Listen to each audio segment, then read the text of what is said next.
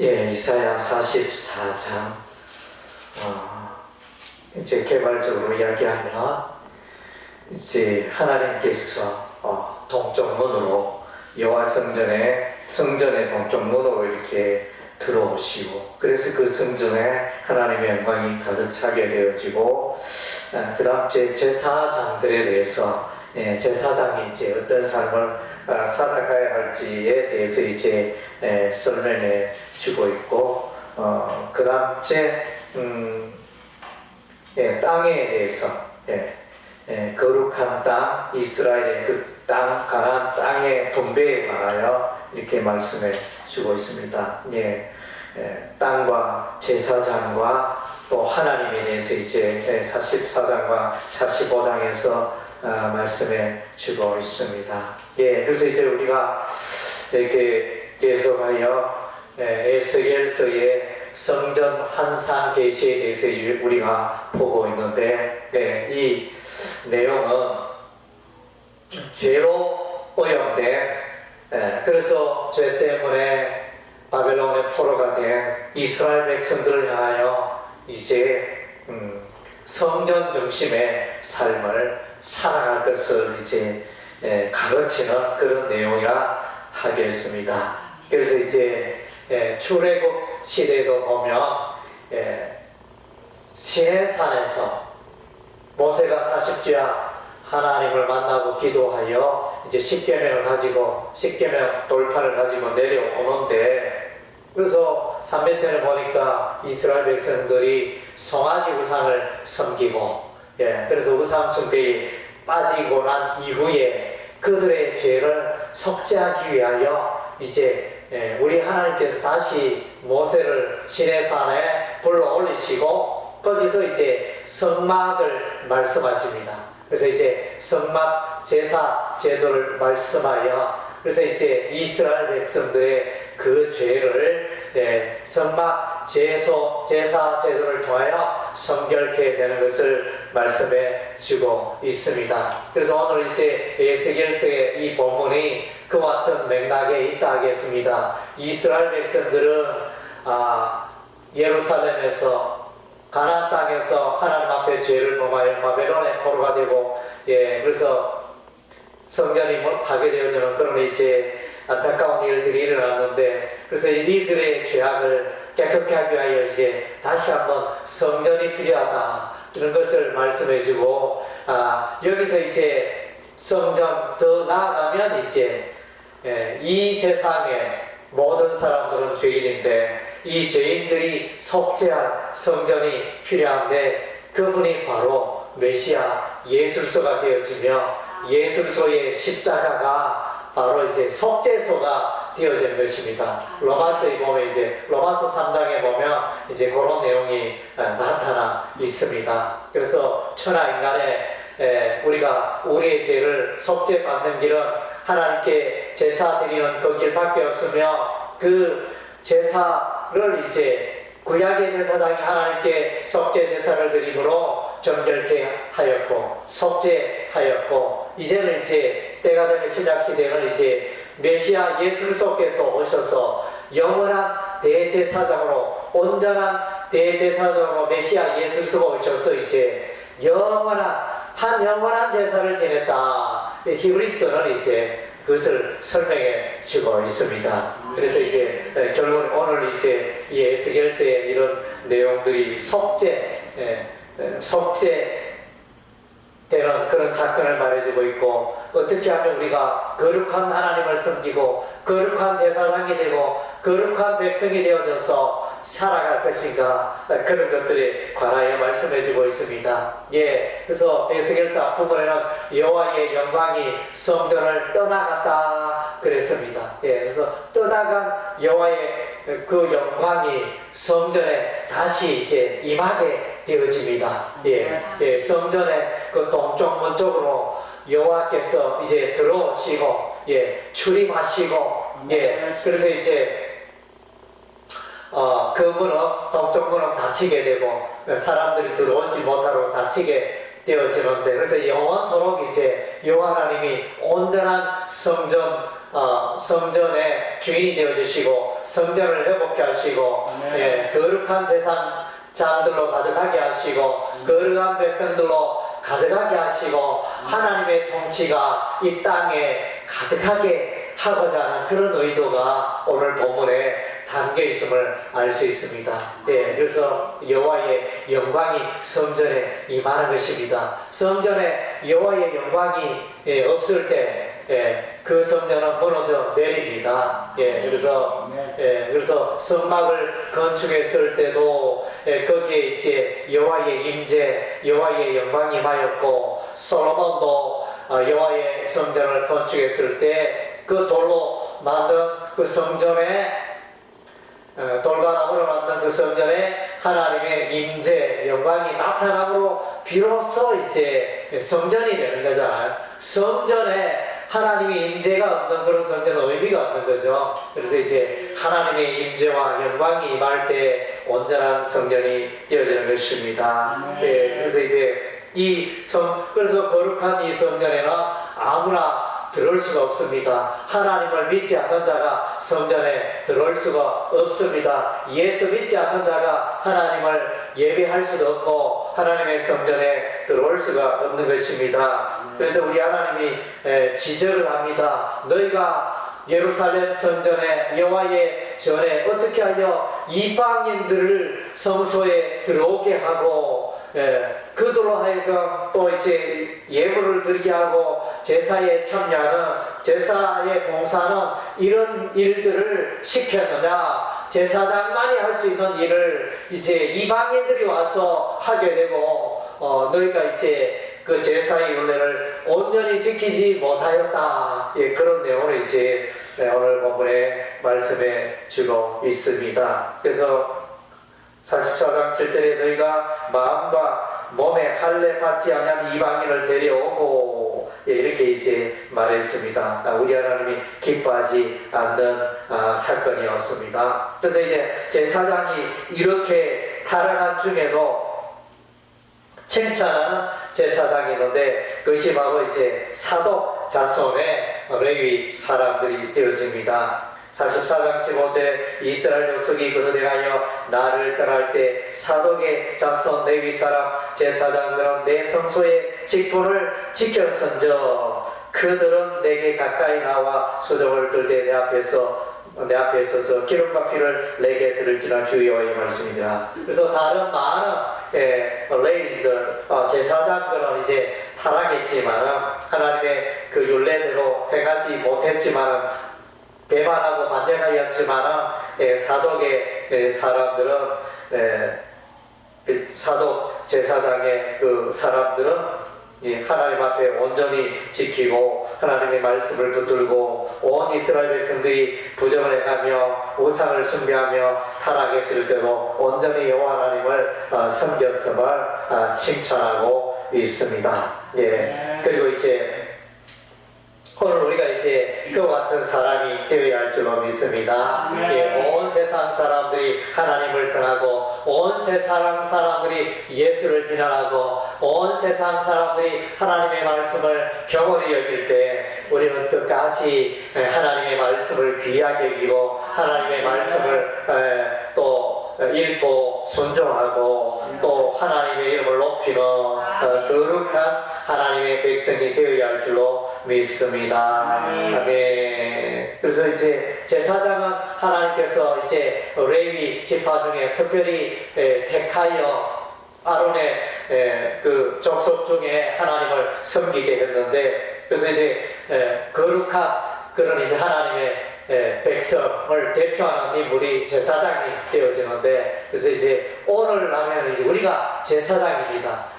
목사가 제사장이 아니고 오늘 물론 이제 목사가 그런 제사장의 역할도 하지만 오늘날에는 이제 모든 성도들이 믿는 자들이 하나님 앞에 제사장이라는 것입니다. 그래서 이제 오늘 우리가 에스겔서 44장에 읽는 이 내용이 구약 시대의 제사장에게 하는 하나님의 말씀이지만 오늘 우리에게 하시는 하나님의 말씀을 우리가 받아야 할 필요가 있습니다.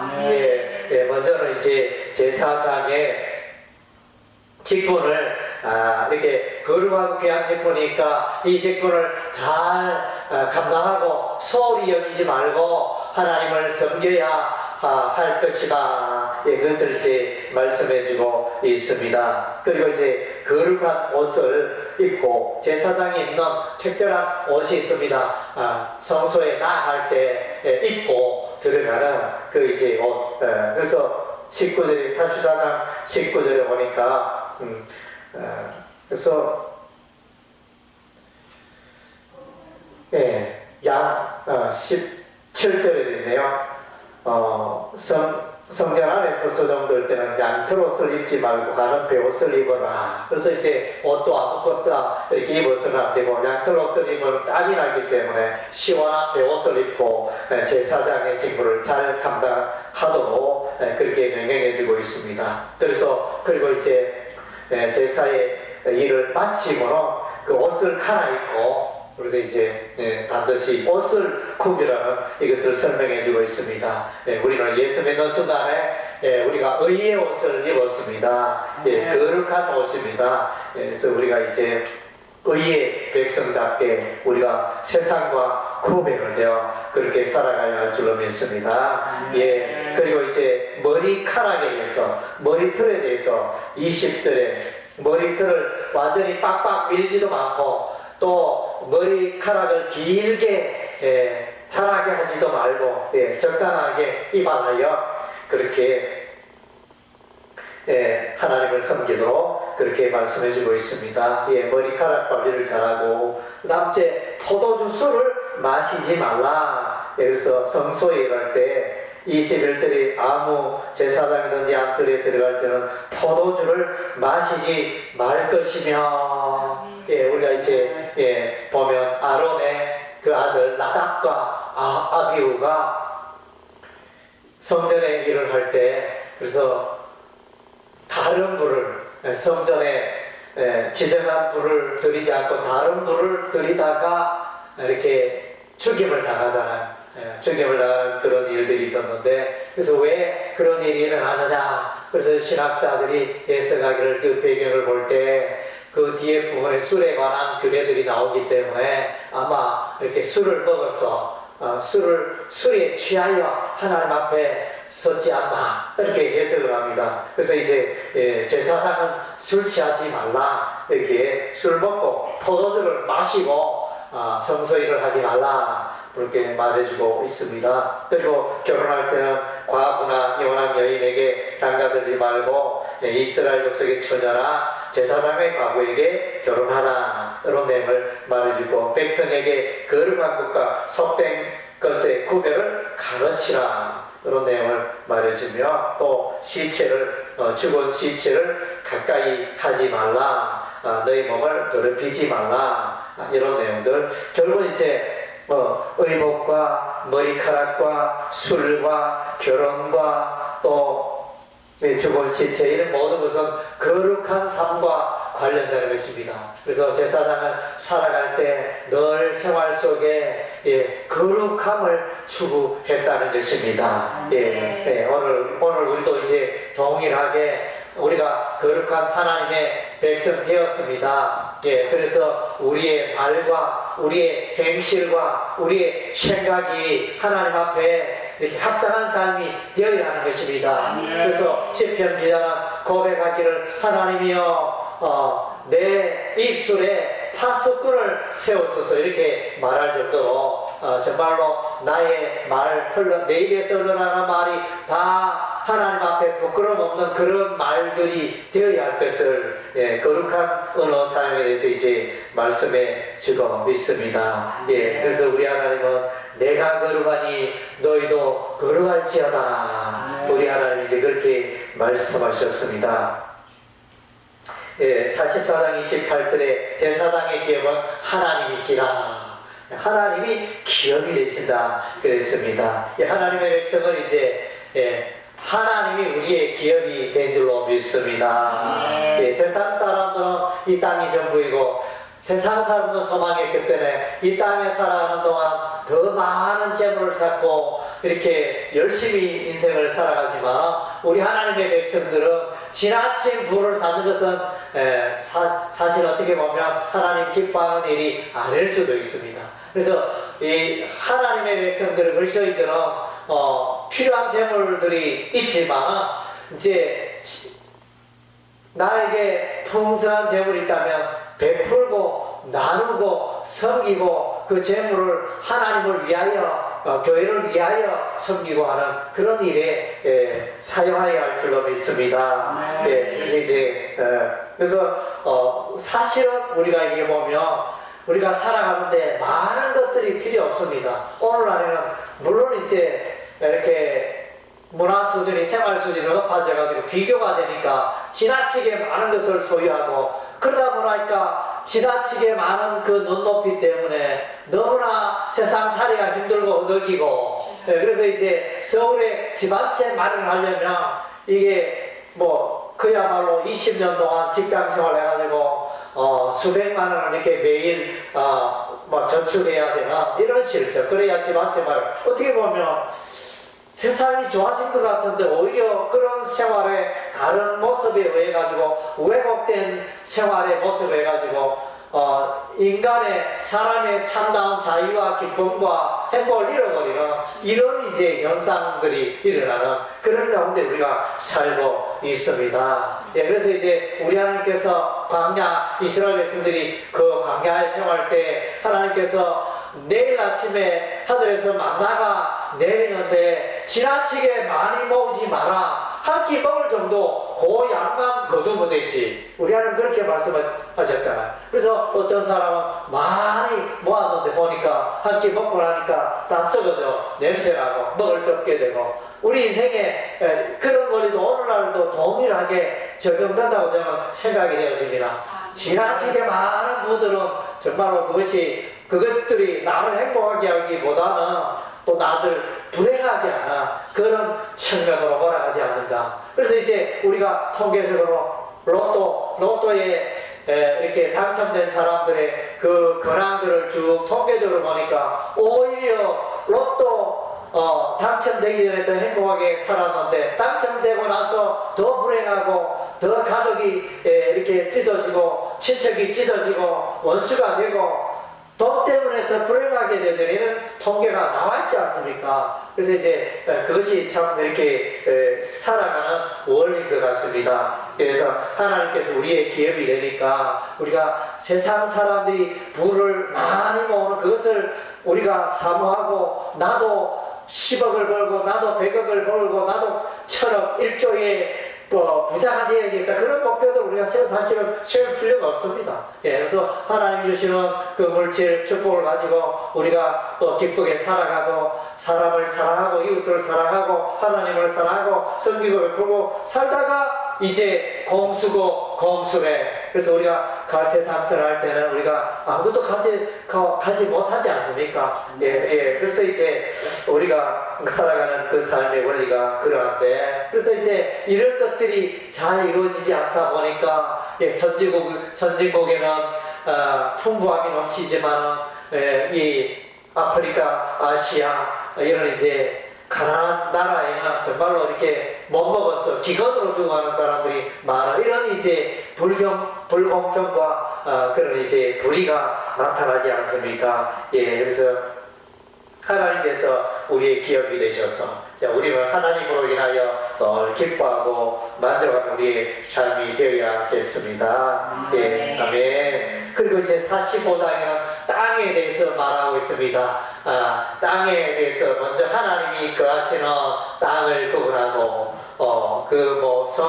성전의 그 땅을 말하고 있고, 그 다음에 그 성전의 넓은 구역 안에 성소, 지성소가 있는 구역을 말해주고 있고, 그 다음에 그 성전의 인근에 주변에 제사장들이 거하는 그런 땅을 말해주고 있고, 그 다음에 또 레위 지파 주변에 제사장을 섬기는 제사 제사를 성전 제사를 섬기는 레위인들의 땅 마을들이 또 거주하게 되어지고, 주변에 또 마을이 있고, 또 왕들의 땅을 또 설명해주고, 그래서 이제 이런 구조가 보면 하나님 중심으로, 성전 중심으로 이렇게 이 모든 땅이 이제 다스려지고 누리게 되어지는 그런 구조 패턴이 있는 것을 보게 되어집니다. 그래서 이제 온 땅의 통치자는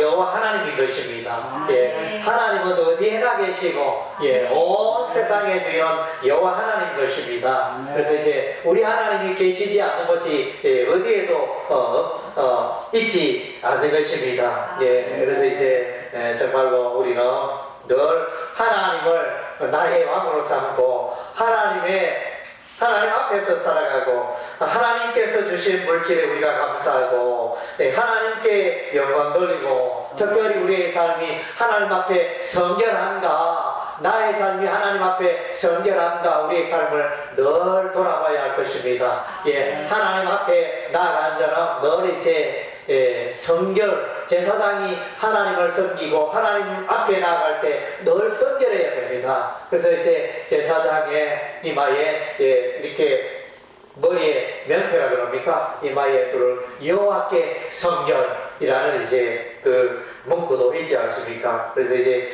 오늘 우리 모든 백성들은 거룩한 하나님을 우리가 섬기고 있고, 우리는 거룩한 제사장이고, 그래서 베드로전서 2장 9절에 보면 왕 같은 제사장이라, 예수 믿는 모든 그리스도의 하나님 앞에 왕 같은 제사장이라 그랬습니다. 그래서 이제 거룩한 하나님을 섬기고 거룩한 성전에서 거룩한 땅에 하나님의 통치 가운데 있는 우리의 삶이 하나님 보시기에 성결해야 한다는 것입니다. 그래서 이제 정말로 우리의 삶이 하나님 앞에 부끄럼 없는 그런 은혜 가운데 또 삶 가운데 나아갈 수 있도록 우리가 늘 힘써야 할 줄로 믿습니다.